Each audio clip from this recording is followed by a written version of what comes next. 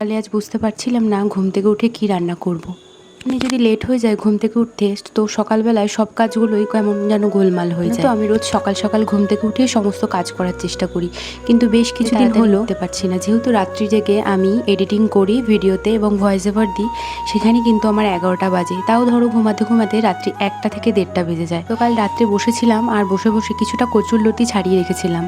কচুরলতি খেতে ভীষণ ভালো লাগে, তবে ওই যে পরিষ্কার করা ওটা আমি কখনো পারতাম না। আমার সঙ্গে সঙ্গে সব কিছুই তো আমাদের শিখতে হয়, যেহেতু করার মতন কেউ নেই, তো নিজেই একা একা সমস্তটা শিখে নিয়েছি। সকালে উঠে যে বাসি কাজটা ছিল সেটাই আগে ফার্স্টে করে নিলাম, আর ওইদিকে কিন্তু আমি এখন কচুরলতিটা রান্না করব। আর গতকাল রাতের কিছুটা খাবার বেঁচে গেছিলো, ওটা দিয়েই আজকে চালিয়ে দেবো। না তো আমাদের বাড়িতে না কেউ বাসি খাবার খেতে পারে না, তবে এখন মেয়ে যেহেতু ছোট, এগুলো একটু অ্যাডজাস্ট করে নেয়, কিছু করার নেই। আমি ছোট একটা বাচ্চা নিয়ে সবসময় এরকমভাবে রোজ রান্না করতেও পারি না, 2-1 দিন এরকম হয়ে যায় আমাদের। তোমরা কারা কারা কচুরলতি খেতে পছন্দ করো আমাকে কিন্তু অবশ্যই জানিও। এই মাছ দিয়ে কচুরলতি খেতে কিন্তু ভীষণ ভালো লাগে, তবে এখন সকালবেলায় অনেকটা লেট হয়ে গিয়েছিল, সেই জন্য চিংড়ি মাছ ছাড়ানোর মতন আমার কাছে কোনো সময় নেই, সেই জন্য সিম্পল আমি কিন্তু কচুরলতিটা রান্না করে নিয়েছিলাম।